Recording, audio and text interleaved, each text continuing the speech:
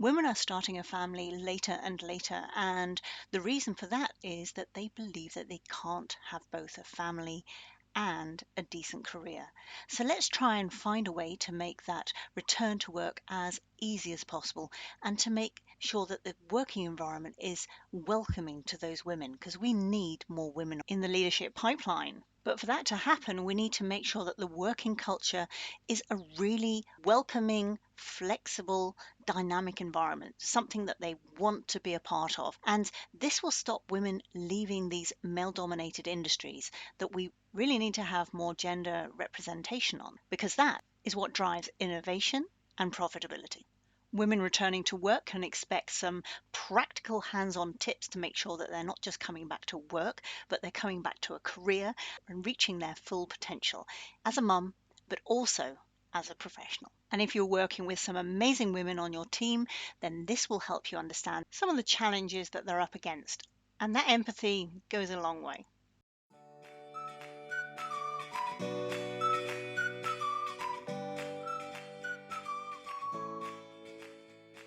Welcome to the Experts Speak English podcast. Together, we'll discover how to talk yourself into an international career without the bullshit. Every business conversation that you have takes you closer to or further away from your goal. So this show is about getting both informal and formal conversations right, whether that's a confidential personal chat with a key player on your team or on the stage in front of hundreds of industry experts. What you say and how you say it counts. And if leadership is your goal, then being able to influence people will accelerate the process. At the end of each episode, I give you an opportunity to try out what you have just learned on the show. Perhaps you'll be brave enough to rise to Coco's Communication Challenge. You'll get to try out one of the tools, techniques, or tips at work, because listening about leadership and leading are not the same thing, honey. I'm Corinne Wilhelm. I'm a corporate communication coach with almost 25 years of experience of helping leaders to secure the career that someone with their knowledge and experience deserves through intentional communication, intercultural awareness, and the confidence to really show up as the English-speaking expert. So, let's get cracking, shall we? Given this podcast's focus on corporate communication and leadership skills, here in Germany, the fight for kindergarten places is over for 2024, and the schools have already started. So I feel that now, as mums have returned to work with their youngest settled into kindergarten or nursery, it would be a good time to discuss the career considerations for returning mothers. In this short 15 to 20 minute solo episode, I will provide practical communication and leadership advice that can help professional women to transition smoothly, not just back into the workplace, but back into their career. Please be aware that in different cultures, the transition back into the workplace might be different. In fact, if you have any tips, suggestions, or alternatives for young mums to consider, then I would love you to join the LinkedIn conversation about this. I'll put a link straight to that post in the show notes in case you're not already following me on LinkedIn. So to make the episode relatable and engaging, I'll be including some personal examples plus some from successful working mothers who I've worked with as a coach or consultant. Anonymously, of course. The main thing is to discover how they effectively manage this transition. Professional women who have already become working mothers can expect some actionable tips which can be implemented immediately to boost their confidence and communication skills as they prepare to return to work. Those of you working with young mums will certainly learn to appreciate some of the challenges that these professionals will be facing. And with this empathy, you will be able to communicate with them much, much better, hence driving performance of your whole team with these considerations in mind. Before we start though, I request that you consider that mums are not suddenly disinterested in their career. Yes, we have other priorities now on top of our career, and family does come first. But if your organization is serious about having more females on the board, then you have to start looking at ways to make this a reality when they are still young enough to make that transition into top leadership. If your children are already older, and I hope that I can rely on you to be an advocate for the young professional women in your organization, and maybe pick up a few tips for yourself along the way. We need your talent now. So let's look at some of the logistical and emotional challenges that women returning from maternity leave can face as they transition from motherhood back into professional work life. Now, before we start, if you are groaning at the very thought of emotional challenges, I implore you to be open minded here, as our well being and ability to focus is affected by emotions, not just women, but all of us. So, number one, let's look at work life balance. As a stay at home mum, juggling the housework and the children can feel impossible. And there will be times when you look up and realize that your home is no longer the tidy space that you loved before kids came along. But cut yourself some slack here. She who strives for perfection is only putting up yet another barrier in her own way. So let's start right there. Perfectionism is for procrastinators, and that doesn't get you a promotion, pay rise, or potential. So if you feel that you are surrounded by chaos, it can feel pretty intimidating working out how you're going to do all of that on top of going to work, right? Well, let's stop right there. Firstly, when you go back to work, your child will be elsewhere, making a mess somewhere else. Secondly, if you have two incomes, you have two choices. You both tackle the home and family chores, or you hire help. That can be a babysitter, Tagesmutter, cleaner, friend to pick up the kids, and so on. Nobody expects you to be able to do everything, and those that do should get less of your attention. But I'm getting ahead of myself here. Now, whether you go back to work part-time or full-time, I'll come back to that later, it's still a massive chunk of your time out of the home, especially if you're required to spend a proportion of your working time in the office, including a commute there and back. So you're going to face chaos if you don't start juggling professional responsibilities with family commitments. It's not impossible, but it certainly feels like that to start with, doesn't it? And this is often the most significant challenge that you'll face as a new mum. If your partner earns good money, it can be tempting to buy yourself more time. But is this good for your sanity? Good for your financial independence? Good for your career? It can also be tempting for your bosses to think that you're not the main breadwinner and hence don't need a pay rise. But pay should be dependent on performance, something that we discuss in our female empowerment program, Empower Her. Now, I hate to talk about systems and procedures in connection with your nearest and dearest, but those are exactly what will make this work well without stressing you out. So plan this methodically rather than hoping that everything will just fall into place. As a side note, take it from me, your children will tend to act up more if they don't feel that everything is structured and organized. It gives them that trust and confidence in you that will help them to blend in with the transition in a more calm and smooth way. Because let's face it, if the kids are happy, life is a breeze.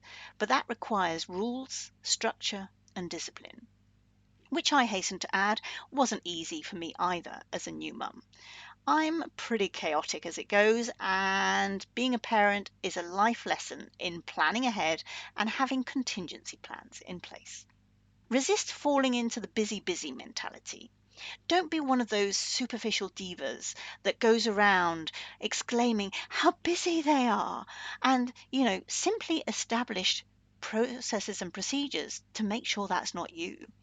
By leaning on family and friends, but also hired help, you will have everything under control and can focus on work at work and your family at home. Aspire to be the Miss Calm, not Miss Rush. So, confidence and skill gaps. What you have to appreciate here is that many mothers leave work feeling absolutely convinced that they'll be back and will be managing their career and family, no sweat.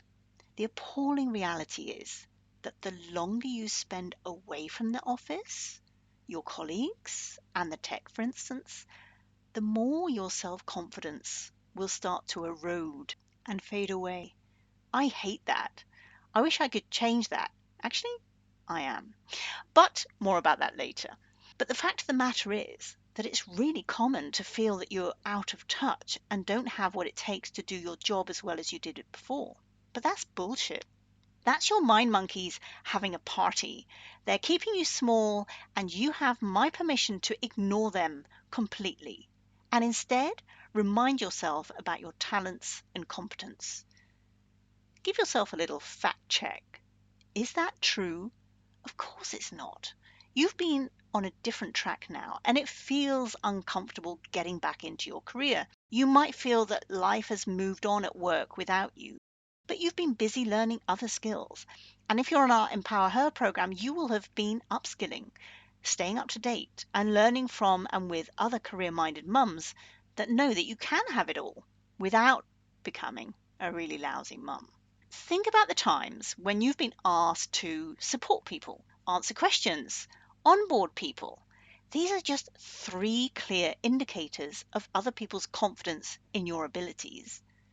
Coco's communication challenge for this episode, which normally comes a little bit later in the show, is to write down 50, 50, not 15, things that you are good at. Many of these skills will be transferable, more transferable than you think.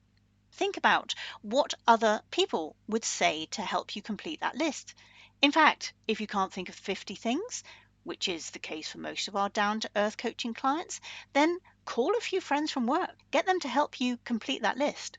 And don't stop until you have 50 things.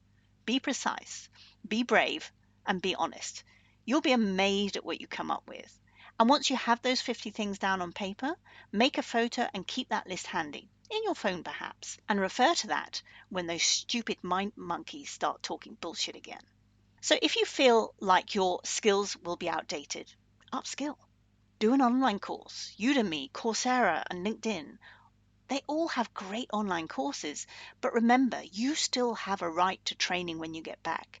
Don't you dare make excuses about not being able to take advantage of personal development opportunities because of family commitments.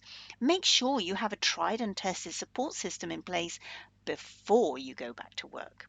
That will give you the confidence to focus on your own career needs once you are back at work. Because training isn't a luxury. Training is a vital part of your career. It's the thing that will move the needle in terms of your performance and promotion opportunities, and maybe a new job at some point. Because, as you know, the only way to get a really decent pay rise is to change employers. So now, when your children are so cute and adorable, your hormones will be putting their needs first. But you need to be nurturing your career now. I'm not saying that because I'm a heartless bitch. I'm saying that because when you are ready to make that move, I want you to be ready. If you get a new boss tomorrow that's a nightmare to work with and micromanages every single thing, you'll want to be out of there ASAP. Or your company lays you off, or they relocate, then you'll need to take action not at some point in time, but now. Get me the hell out of here. You will need to have the confidence, skills, and experience. And of course, in a job interview situation, you'll need to be as qualified as other candidates or more qualified to be able to demonstrate your knowledge and credentials. Whether that is with certificates or something more academic like a PhD, you'll need to be on a par with other candidates. Actually, more and more women are doing their PhD during maternity leave to keep them sane and on track for post-maternity promotion. So that's a worthwhile option if you're not ready to go back to work just yet. It's also a golden opportunity to try out that support system before you need it and network, because as you know, it's not just what you know, it's who you know. If you're just hanging out with other mamas, determined to stretch out their maternity leave as long as possible, then their values, priorities, and urgency will start to seep into yours. If, however, you define yourself as a mother and a professional, then you need to make sure that you are surrounding yourself by like-minded career women. So let's now talk about childcare arrangements. Finding reliable and suitable childcare is a major concern for working mums. You have to get this right, particularly if your child is neurodiverse. It's a real big priority. So if your partner works long hours and cannot be relied upon, then don't rely on them. Find an alternative. Find another mum who also needs someone to take their kids from time to time. Maybe she's a business owner. Maybe she's a career woman like yourself. Or a babysitter who loves your kids to bits. Pocket money for her, freedom for you, fun for the kids. Triple whammy. Being a highly mobile family, my parents weren't even in the same country for most of the time or over 800 kilometers away. Clearly not an option. So you have to think outside the box. You're smart. Give your children opportunities to see life through another lens. It will help them to become stronger, more independent, and more sociable. Something that in our digital wired world needs to be actively encouraged early. I found an awesome Tagesmutter. That's a mum or grandma who takes up to 6 children in her own home. It's kind of cozy. I deliberately chose someone who felt uncomfortable speaking in English so that my son was forced to speak German. And somebody who had pets, which we don't, loved doing crafts with the little ones, which I really hate, was musical and relaxed. I'm not always that relaxed, and I'm certainly not musical. Greta was everything that I'm not, and my son absolutely loved going to spend time with her and her daughter. Oh, and the goldfish, which I'm sure had that bloated pufferfish look about them. I also had a fabulous babysitter called Madeline, who Finn idolized, particularly after she showed him around the fire station where she volunteered at. I'm still in touch with her now. I didn't find these amazing women immediately, but I was crystal clear on what I wanted, and I had an honest and open communication with them based on respect and mutual support. Actually became great friends. So if you genuinely prioritize your career, you must prioritize establishing a rock solid support system to cover all eventualities, including helicopter rides to an overseas hospital, food poisoning, and in my case, cancer treatment. Nobody wants curveballs, I know, but they happen, and they're a lot easier to deal with if you have people waiting in the wings with your best interests at heart and a soft spot for your kids. Being self-employed when I started a family, I decided to complete my certification as an online trainer during my pregnancy. I saw the massive opportunities that e-learning had to offer and seized the opportunity to get into the market early. As soon as I discovered that I was expecting our son, I convinced one of my key clients, AstraZeneca in Wedel near Hamburg, to roll out what at the time was an innovative new online learning initiative.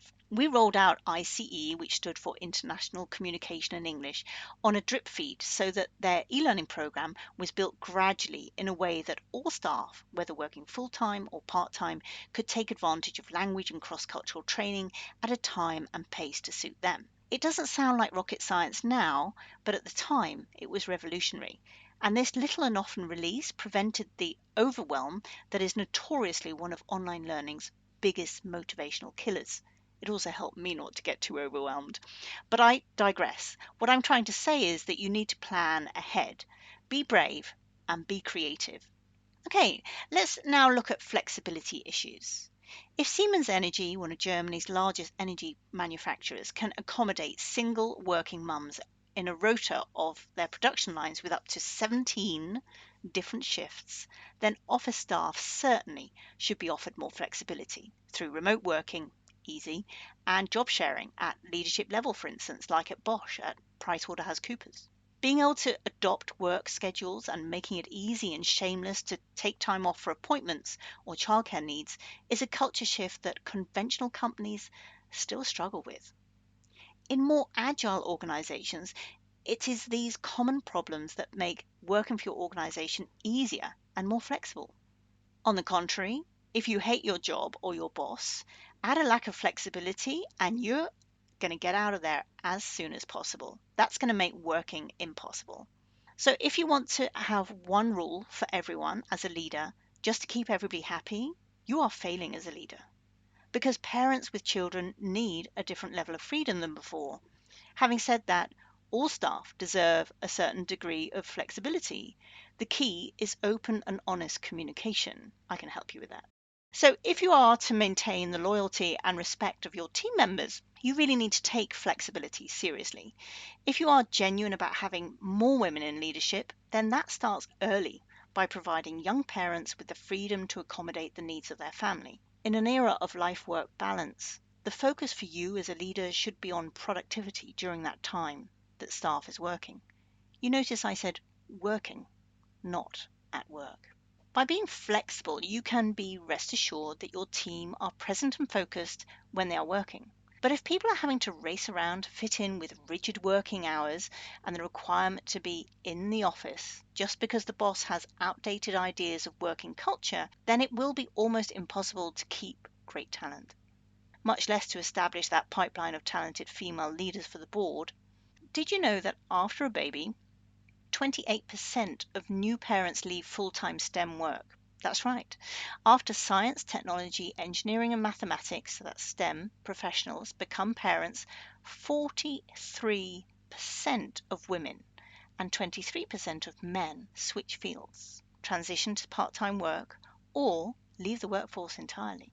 It's not surprising then, is it really, that there's a gender gap in the leadership pipeline. That's why flexibility and diversity go hand in hand, especially when you have a staff member coming back to work after a career break or parental leave. If you want to be a market leader, then innovation is critical, and that comes from a range of diverse perspectives. So, number 5 is career advancement concerns. So spending time at home with family will have an impact on the progress that you're making in your career. Guys at the same stage in their career as you when you left have now moved on with more knowledge and experience than you.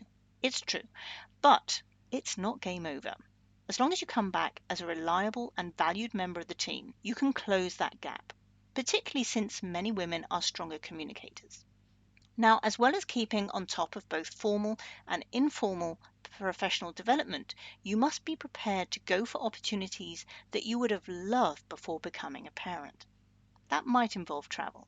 Remember, kids grow up fast, and whilst picking them up personally from kindergarten or school is essential when they are really tiny, they will soon be yearning for friendship and independence.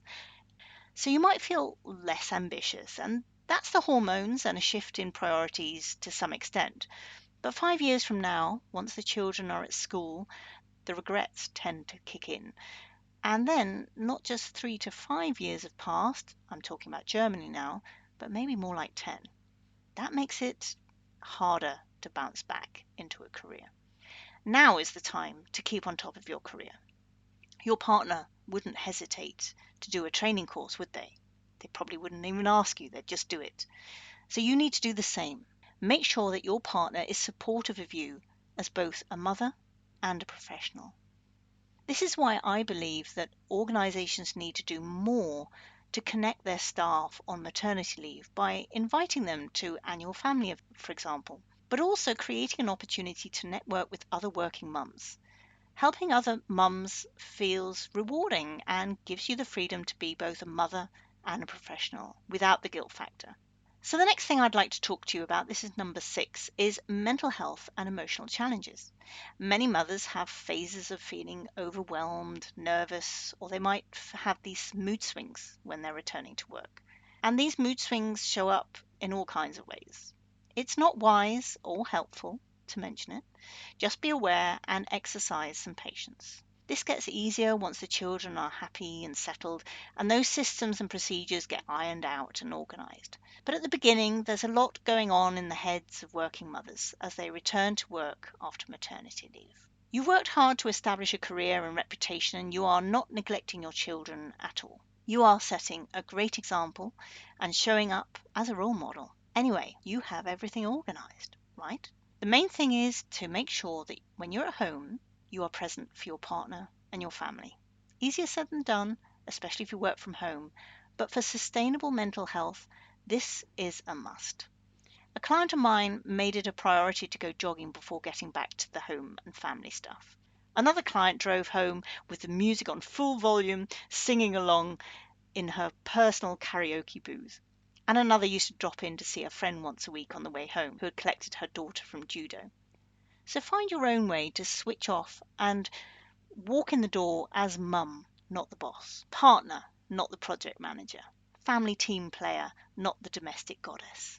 It's all about mindset, honey.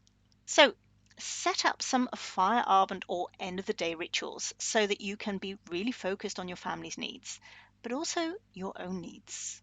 Meet friends, do sport, relax, get into nature, go on a date night. Make sure that your own needs are not neglected.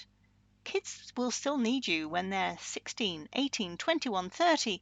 It never really ends. So protect your mental health and invest in your resilience. If you can be home by 7 but need some downtime, say you'll be back by 7:30 or 8. Nobody will mind if you surprise them by showing up early, but the pressure is already on if you show up late, especially once the kids can read the time. So breastfeeding and pumping. Ooh, what a taboo topic, Coco. It's not. It's natural, honey. For those who choose to breastfeed, which I personally believe is a beautiful bonding experience if you can, then finding time and appropriate spaces for pumping at work can be stressful. Take a nice big scarf for you to drape so that you can have some privacy, and make sure you can slip out in between meetings to do so. If this becomes stressful, then putting your baby onto formula is not a deal breaker, and often this makes it easier for fathers to do their bit and lighten the load. I breastfed for a little bit too long, and my shoulder has been weak ever since. So consider carefully how long you really want to continue with this nurturing but sometimes physically demanding ritual. You, not the baby. Do what's right for you and not what society or your family and friends expect of you. This is your call. You make the decision. Workplace bias. Some mothers face judgment or even discrimination for prioritizing their careers alongside their family responsibilities. This is often coming from people who have had a completely different experience of working life to you. Maybe they've never worked. Maybe they didn't enjoy working. Perhaps they only knew terrible bosses. That's tragic, isn't it? The probability is that they weren't in a role that was inspiring and challenging like yours. They see work as a job. You see work as a career. If you enjoyed your job before, you can enjoy it now.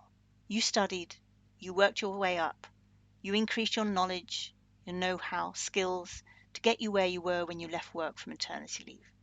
You are no less. In fact, in terms of time management, empathy, and persuasion, you've just taken an intensive hands-on crash course. You can certainly balance family and career. The trick is to surround yourself with people that do exactly that. If you genuinely want both, you'll make it happen. If not, then maybe this isn't the right company for you or not the right role for you. But don't rule out work just because the role or the company was wrong, or the boss maybe. Think very carefully about that. So my top tip for this episode is to keep away from people that make you feel bad about going back to work. You don't have to cut them out of your life completely. Just keep them at a distance and don't let yourself be drawn into their drama, especially if they have little or no career experience. Make it known that it is none of their business and the decision has been made.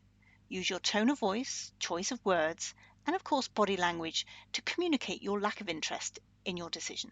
It's your decision. It's been made. End of discussion. Physical recovery. In some regions of the world, women have no option but to return to work very soon after having a child. The support simply isn't there financially or from employers. So it's quite possible that you will still be dealing with postpartum symptoms and recovery while adjusting to work life. Postpartum regeneration following a birth takes up to 2 years, not just 2 weeks. So if you decide to go back to work straight away, please be kind to yourself and be aware that those hormones are giving us a run for our money. And if you do get the baby blues, this is something that you don't have to tackle on your own. Be aware that 17% of women suffer from postpartum depression. Perhaps you can start with less hours or working more from home to start with. Before you go back, think about the workarounds so that you can recover and go easy on yourself a little bit. Something as simple as getting your partner or another relative to pick up your little one can mean that you can get some time to recover before you switch into mum mode. Financial stress.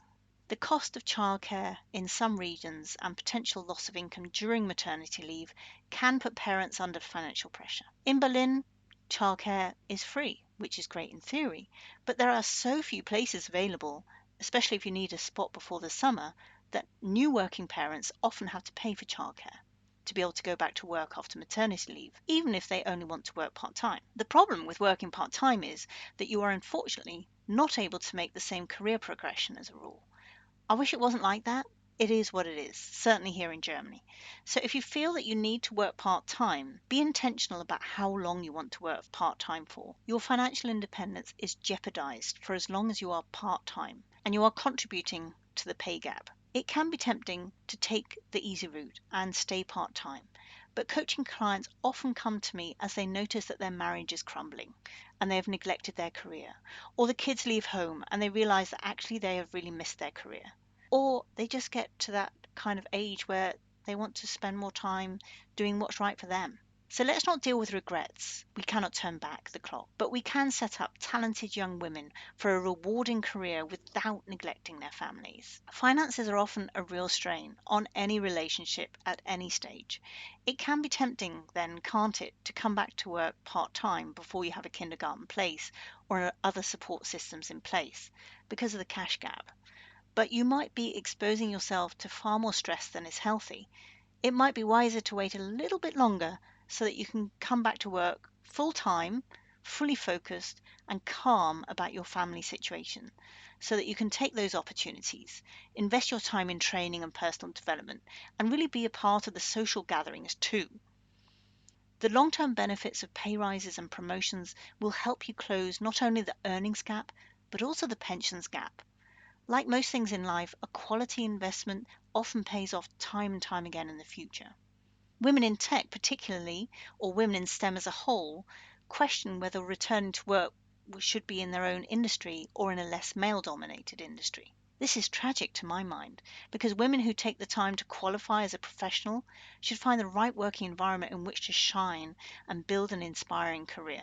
If you work in a male dominated industry and you want to make your working space more attractive to women, then speak to me and I might be able to come in as a consultant. It's not just about getting into the workforce, though. It's about getting back into your profession and overcoming any career gaps through perhaps a second child by keeping your skills and knowledge up to date. Easier than ever now with digital news and online courses, memberships, and much more. So, retaining female professionals should be easier than ever. But given the current drop in birth rate, it's evident that women are putting off having a family to focus on their careers.